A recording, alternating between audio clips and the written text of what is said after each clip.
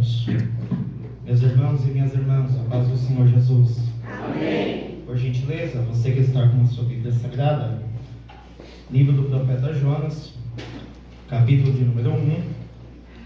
Enquanto você folheia o exemplar da Bíblia Sagrada, quero aqui acreditar a Deus toda a honra, toda a glória, por me permitir mais uma vez fazer uso e exposição de sua santa palavra.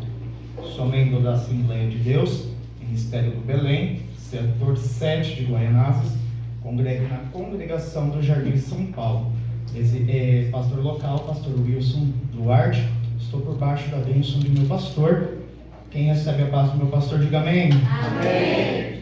Quero aqui também externar toda a minha gratidão ao pastor que aqui está, pastor José de Azevedo, pelo convite, por intermédio do meu amigo Patrick, ao irmão evangelista William, que eu estava dirigindo o trabalho. Que Deus possa vos abençoar. E o obreiro que me recebeu na porta, me recebeu de uma forma tão calorosa, que eu me senti em casa desde que aqui eu cheguei. Glória a Deus. Quem achou o texto sagrado, diga amém. Amém. Tem alguns rostos daqui que eu trabalho, que são meus colegas de trabalho, amigos de trabalho, onde nós falamos muito sobre Deus, brincamos, sorrimos. É um prazer estar mais uma vez com vocês, tá bom? Quem achou o texto? Amém. Quem não achou, a irmã vai ajudar no data show. Glória a Deus por isso. Ora, a palavra do Senhor veio a Jonas, filho de Amitai, dizendo: levanta-te, vai a Nínive, aquela grande cidade, e clama contra ela, pois a sua maldade subiu diante de mim. Mas Jonas se levantou para fugir para Tarsis, longe da presença do Senhor, e desceu a Jope, onde encontrou um navio que ia para Tarsis. Pegou, pois, a sua passagem, e desceu para dentro dele, para ir com eles para longe da presença do Senhor. Mas o Senhor enviou um grande vento ao mar, e houve uma poderosa tempestade no mar, de modo que o navio estava prestes a quebrar-se. Então os marinheiros ficaram com medo, e cada homem clamou ao seu Deus, e lançaram as cargas que estavam no navio ao mar, para o aliviarem. Mas Jonas desceu ao porão do navio, e deitado, dormiu profundamente. Verso de número 8. Então eles lhe disseram: diga-nos, lhe pedimos, por causa de quem é este mal que está sobre nós? Qual é a tua ocupação? De onde vens? Qual é a tua terra? E de que povo és tu? Amém? Pode tomar os vossos assentos. Glória a Deus, aleluia. De fato, este texto é muito lindo. E tem muitas riquezas espirituais que Deus tem para nos revelar essa noite. Certa feita, Jesus olhou para os seus discípulos, em João capítulo 4, verso de número 34, e começou a falar com eles sobre a ceifa e também sobre os ceifeiros. Jesus estava dizendo aos seus discípulos que cumprir a vontade do seu Pai, Deus, era o seu alimento. O que Jesus queria ensinar aos seus discípulos é que cumprir o desejo de Deus, a vocação de Deus, é o alimento que nos faz prosseguir, é o que nos faz continuar. Jesus estava dizendo sobre a ceifa e o árduo trabalho da ceifa, mas Jesus estava dizendo: a cada dia que passa eu cumprindo a vontade de meu Pai, mais forte fico eu. Quando olhamos para o livro do profeta Jonas, eu posso olhar alguns detalhes que nós precisamos ter total compreensão, e eu peço um pouco de paciência para que juntos a gente possa ter compreensão total do texto. As perguntas que grita a minha alma ao ler o livro do profeta Jonas é: quem é o Jonas? Quem é a cidade de Nínive? Qual é o povo de Nínive? Qual é o propósito de se disponibilizar a ir à grande cidade de Nínive? E aonde é Tarsis? E qual é a vontade de Deus para com Jonas? Pois bem, quando olhamos para o livro de Jonas, acreditamos que Jonas é um profeta menor, de Gat-Hefer. A Bíblia diz que ele é filho de Amitai. Só que isso é tão interessante, pois Jonas é filho de profeta. Então não tem para onde correr, não tem para onde ir. Está a chamada dentro de sua casa. E abro um parênteses aqui muito importante, pois nessa noite Deus vai falar de uma forma com a gente, não para quem já saiu da casa do Senhor, mas para quem Deus trouxe aqui para dizer: ei, eu tenho promessa para você, eu tenho propósito para você. Talvez você entrou aqui nessa noite e disse: Deus, eu estou indo lá, mas eu não sei o que o Senhor há de falar, eu não sei qual é o meu propósito. E Deus marcou este culto, Deus marcou essa noite, é fria, é gelada, muita gente não veio, só que Deus te trouxe aqui para dizer: era você mesmo que eu queria, pois eu quero revelar o meu propósito para você. Jonas, então, é o profeta que Deus usou para que o povo de Israel recuperasse alguns territórios perdidos. O texto diz, em 2 Reis, capítulo de número 14, verso 25, que quem está reinando é Jeroboão II. E por intermédio das profecias, Patrick, de Jonas, o povo de Israel vai conquistar os territórios perdidos. A Bíblia diz que então Deus dá uma ordem para este profeta, para ele ir para uma cidade, uma grande cidade de Nínive. Só que alguns pontos importantes a serem analisados. Deus levantou Jonas, um profeta israelita, para pregar para uma nação gentia. E isso cria-se um grande problema no texto. Por que, irmão Djalma? A nação de Israel é uma nação ciumenta. A nação de Israel não quer compartilhar o Deus que eles têm. Então, quando Deus dá ordenança para Jonas cria em seu coração a rejeição do chamado, pois ele, como estadista, alguém que ajudou a conquistar os territórios que havia sido perdido para os inimigos, agora estava recebendo uma ordenança de Deus para ir para essas nações, para pregar a palavra. Mas o que Jonas não entendia é que ir às nações gentias era um plano missionário do Senhor. É por isso que João, no capítulo 3, no verso 16, ele escreve: e Deus amou o mundo de tal maneira que deu o seu Filho unigênito, para que todo aquele que nele crê não pereça, mas tenha vida eterna.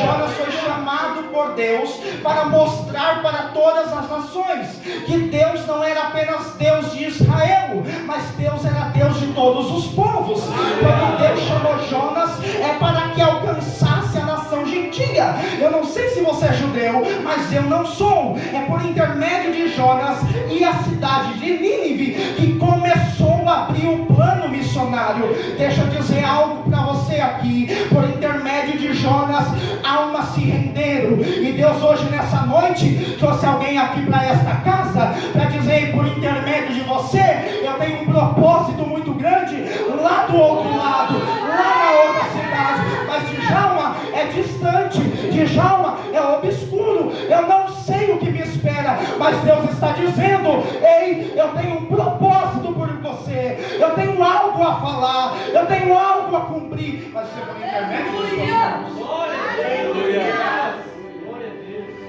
Aleluia, Deus. Nínive era a capital do Império Assírio, que dominou o Antigo Oriente Médio. Porque Deus queria enviar Jonas para Nínive, era para mostrar o seu plano missionário.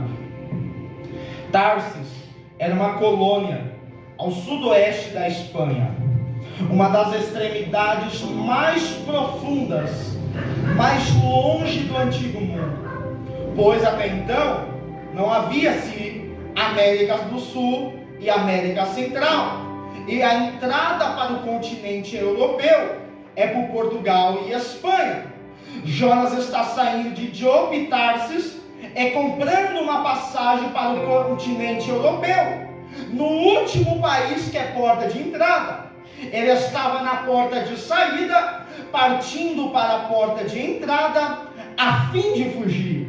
Pois bem, mas o que me chama a atenção aqui nesse texto, porque o texto não revela apenas um profeta fujão, o texto não revela apenas um grande peixe que engole o profeta.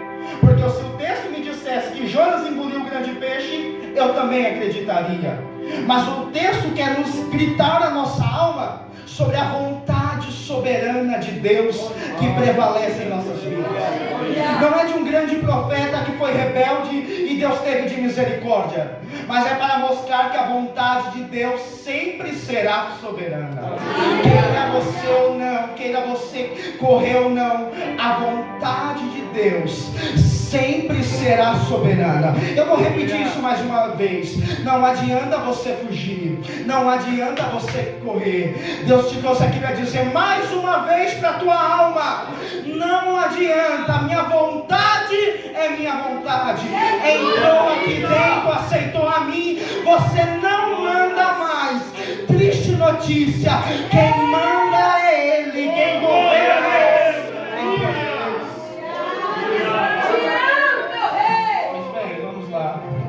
E aqui eu começo a pregar. Verso de número 1. E veio a palavra do Senhor. Eu amo tanto essa expressão "e veio", porque ela só é mencionada 14 vezes no Antigo Testamento. E a expressão "e veio" nos mostra uma esfera espiritual muito grande, de dois ambientes, um espiritual e um ambiente terrestre. O ambiente espiritual está dando a palavra, e veio, e o ambiente terrestre recebe a palavra. Isso aqui é muito lindo. E veio a palavra. Isso nos mostra que a soberania que prevalece é a celeste, não a terrena. Isso é muito lindo, porque a promessa não é daqui. A promessa é de cima. O propósito não surge no coração de forma terrena, mas o propósito surge de forma celeste. Não começa aqui, começa lá. E veio a palavra do Senhor. Isso quer dizer, é Ele que manda, eu obedeço. É Ele que envia, eu sou o enviado. É Ele que fala e eu obedeço.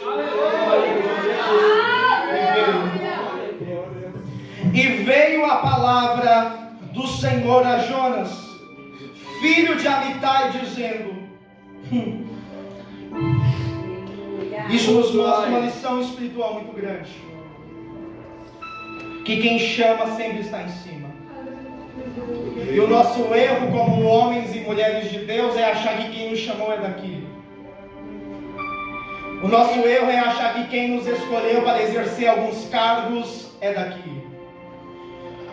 O nosso erro é achar que quem colocou a gente sobre a liderança de regência, sobre a liderança de departamento, sobre a liderança do ministério é terreno. O nosso erro é achar que o nosso chamado está afiliado às coisas da terra. Só que Jonas entende que começa lá em cima. E quem está embaixo só está cumprindo as ordenanças de quem falou. Certa feita, Abraão está dentro de sua casa, Patrick. E aí o texto diz que Deus fala com Abraão: sai da tua casa e da tua parentela. Aonde está Abraão? E quem fala com ele está onde? Céu. Aí a Bíblia diz, sabe o quê? Que Abraão sai recebendo uma ordenança. E qual é a ordenança? Vai. Para onde? Não sei. Fazer o quê? Não sei. Aí sabe o que a Bíblia diz? Eu te enviarei uma terra. Só que olha que lindo isso. Deus não fala terra, Deus garante a chegada na terra. Aí Abraão quer mais resposta de Deus. Aí Abraão fala, e aí? Deus fala com Abraão, olha para o céu. Abraão começa a olhar para o céu. E quando ele olha para o céu, Deus fala, conta as estrelas, Abraão. Abraão diz, é inumeráveis, é incontáveis, assim será a tua descendência. Porque aquele que chamou não apenas garante chegada, aquele que chamou garante fruto.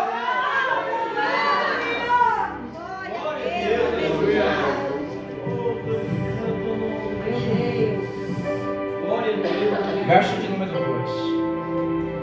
A expressão do texto vai dizer levanta-te.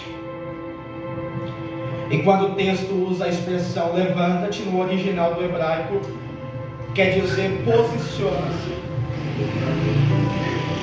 Só que o texto, você que está com a sua Bíblia aberta, perceba que o texto diz: e levantou-se para fugir para Tarsis, da face do Senhor. Se levantar no original é se posicionar, então quer dizer que eu estar em pé disposto não é sinal de estou indo à direção certa.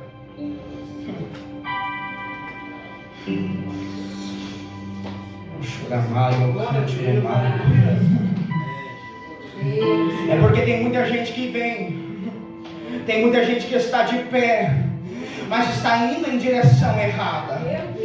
Tem gente que ainda não entendeu o propósito. Tem ainda gente que não entendeu a chamada. Tem gente que ainda não entendeu porque foi vocacionado. E Deus está dizendo: não adianta estar de pé se está indo para o local errado. Nessa noite Deus está abrindo olhos espirituais para mostrar chamada aqui dentro, para mostrar propósito aqui dentro.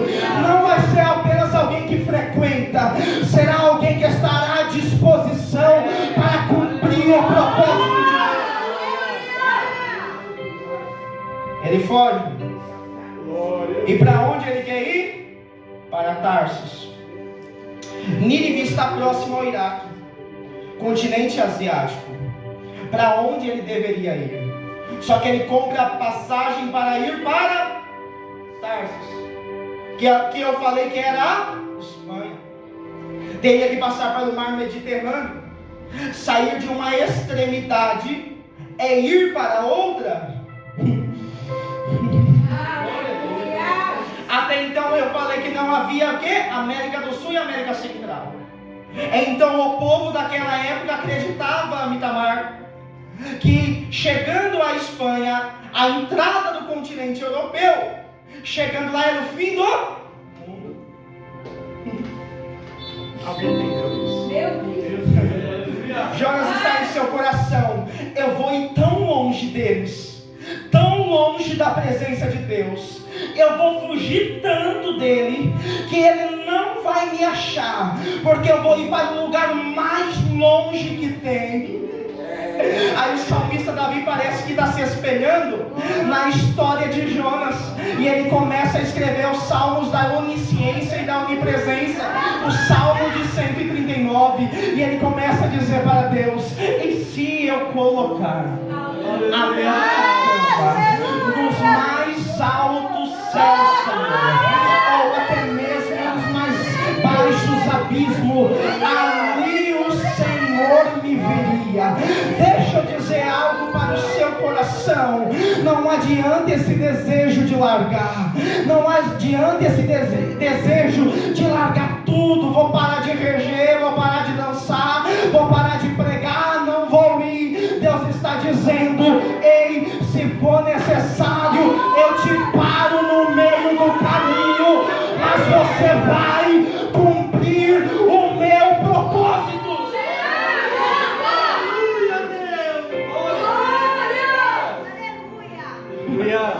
Djalma, eu falo que eu vou fugir de Djalma, mas você não sabe o que eu passo para dizer que Deus vai atrás de mim. Djalma, você fala que eu estou fugindo e eu sou medroso, estou encovardando, mas você não sabe como está meu celeiro, você não sabe como está as minhas finanças. Mas deixa eu dizer algo para o teu coração: é palavras de Jesus. Aquele que cumpre a sua vontade recebe alimento. Deus está dizendo: eu estou fortificando crente.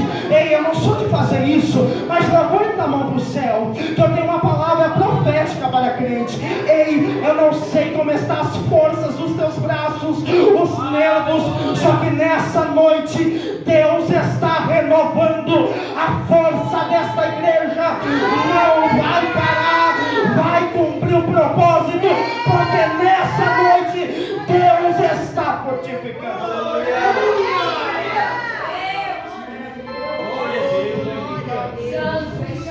Aleluia! me esconder um pouquinho. Certo dia, Elias ele vai entrar para a caverna. Aí o texto vai gritar que Deus vai falar com Elias no Patrick. E aí o texto missionário Laíde vai falar que Deus falou para Elias: o que tu fazes aqui?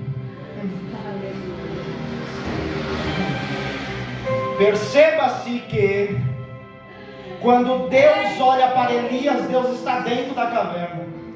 Porque se Deus estivesse do lado de fora, Deus não falaria: o que tu fazes aqui? Deus falaria: o que tu fazes aí? Alguém entendeu isso daqui? Não adianta você correr. Não adianta você fugir. Porque aonde quer que você vai, eu estou te esperando. Eu vou repetir isso daqui. Djalma, eu vou largar, vou para a balada. Deus vai estar te esperando lá, viu? Djalma, eu vou para o bar, eu vou voltar à minha antiga vida. Deus vai levantar alguém lá também. Certa feita, no ano de 2020, eu perdi meu pai.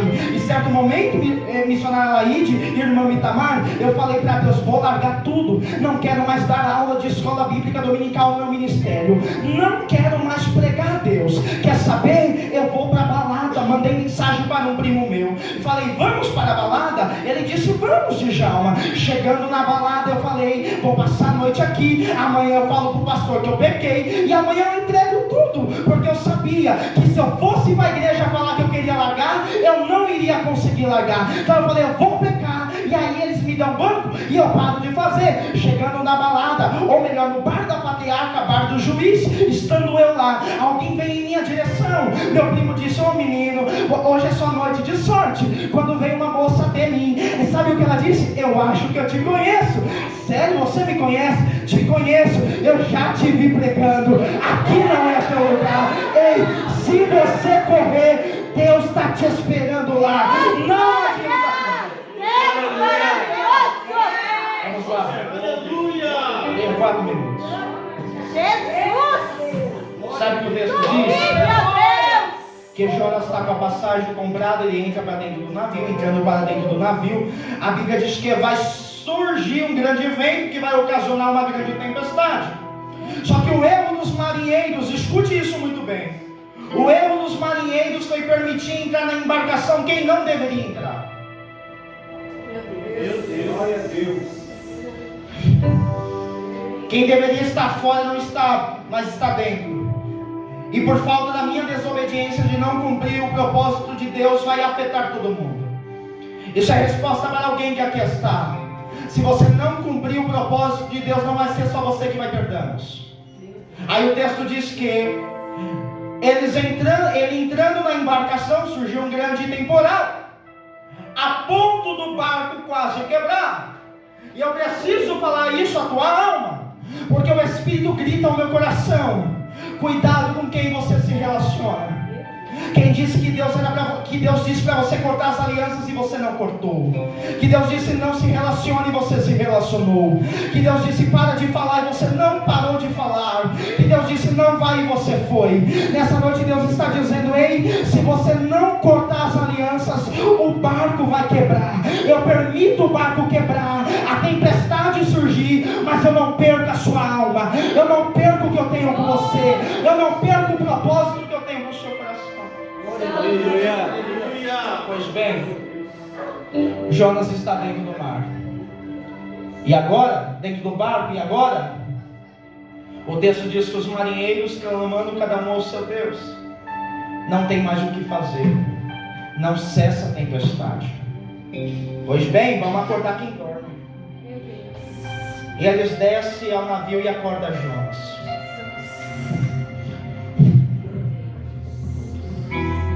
De alguém que tem chamado, mas está dormindo. De alguém que sabe para onde ir, mas não foi. Eita, glória. Sabia como ir, mas não foi. Santa que nome. Deus vai começar a levantar marinheiros de embarcações. Oh, glória a Deus. Tem alguém que está entendendo isso? Aleluia. Para levantar quem está dormindo dentro de barco. Isso é muito lindo. O texto diz que o marinheiro da embarcação acorda Jonas. Cuidado para você que vive um cristianismo no anonimato, que sabe qual é o seu propósito, a sua vocação, mas não executa. Deus vai começar a levantar gente para te dar um chacoalhão, para dizer: ei, vai ficar parado mesmo? E aí eles começam a gritar para Jonas: Jonas, quem é você? Da onde você é? Qual é o teu propósito? E aí Jonas se revela: sou eu, do povo hebreu. Esse é meu chamado. Jonas disse: me lança ao mar. E aí você sabe a história. Foi engolido por um grande peixe. E aí no capítulo 3, no verso 1, se repete a mesma palavra do versículo 1 do capítulo 1. E veio a palavra do Senhor. Aleluia! Pastor, posso colocar de pé? Se coloque de pé. E a mesma palavra que se fala no capítulo 1, no verso 1, ela se repete no capítulo 3, no verso 1. E veio a palavra do Senhor. Eu acredito em um cristianismo de palavra. E de um cristianismo que a palavra é o suficiente. Não precisa de firula, não precisa de tijolinho ungido, lenço ungido, voz ungida. Nessa noite aqui eu vim dizer para alguém que aqui está, que Deus veio falar novamente para a tua alma. Eu tenho um propósito com você. Eu tenho um chamado para a tua alma. Eu tenho algo específico com você. Não adianta você fugir, não adianta você correr.